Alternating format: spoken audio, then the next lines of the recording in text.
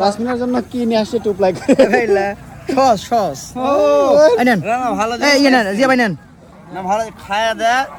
শেষের জিনিস যেটা সেটা পানের মশলা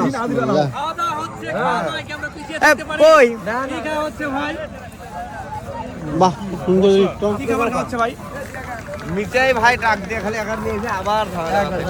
ঝামেলা বাজালেন মিঠাই নুরুন নবীর সেই পাগলা তুফান প্রতিযোগিতা শুরু হয়ে গেল আসলে পরন্ত বিকালে কুয়াশা ঢেকে আসছে কিন্তু তুফানের আভাস আমি পাচ্ছিলাম না। আমার বোন আমার দেখে আগে আসছে আমি যাবো কি ঠিক আছে উত্তর আকাশে যেন একটা কালো মেঘের একটু পরে তাসমিনের খেলা হবে একটু বড় তাসমিনের খেলা হবে আজকের এই তাসমিনের খেলা আসছে আমি খুশি এবং আপনাদেরকে ধন্যবাদ যে আপনারা আসছেন আপনাদের মাধ্যমে কিন্তু তাসমিনের মাধ্যমে কিন্তু মনে করেন আপনার সারা বাংলাদেশ কিন্তু এই মাধ্যমে খেলা দেখতে পাবে উদ্দেশ্য কি তার পরিকল্পনা এটা যদি নাও জানে দিচ্ছেন অনেক রকমের বিজয় থাকে এই জন্যই বাংলাদেশের যে হারানো ঐতিহ্য এই ঐতিহ্যকে ফিরিয়ে আনার জন্য সরকার যুব সমাজ দ্বারা কিন্তু অত্যন্ত পরিশ্রম করে যাচ্ছে প্রতিযোগিতা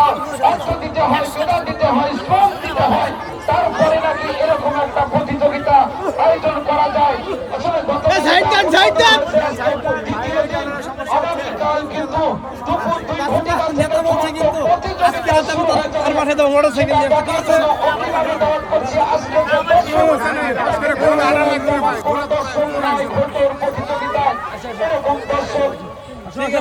সেই সময় কিন্তু আসলে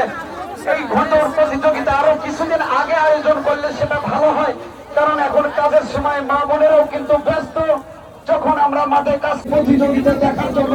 এই দেখেন হাতে করা হয়ে গেছে রোগীর কিন্তু গতকালের যে অবস্থা এই রোগী কেমন রোগী আমার মনে হয় মিল্কি রোগী অনেকের মিল্কি রোগ থাকে না এই ভালো এই মন্দ কখন কি করে এই ঘোড়ার কিন্তু সেই শাওনের সেই রোগী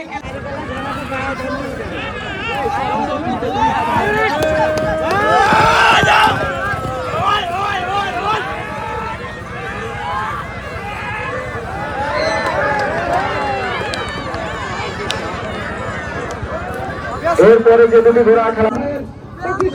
তিনি কিন্তু মোটরসাইকেল খুব স্পিডে চালাবে আর আমি আপনাদেরকে দাওয়াত করছি আগামীকাল কিন্তু এই মঞ্চে আপনাদেরকে শেখানো হবে এদেশের যারা মহিলা ক্রিকেট টিম রয়েছে তারা কিন্তু সারা বিশ্বে তারা দিয়ে দিয়েছেন তেমনি কিন্তু এই তাসমিনা আজকের এই সরকার যে চাইনিজ স্মার্ট প্রাঙ্গণে 3 দিন ব্যাপী ঘোড়দৌড় প্রতিযোগিতা তিনি কিন্তু এই মামুন খান মামুন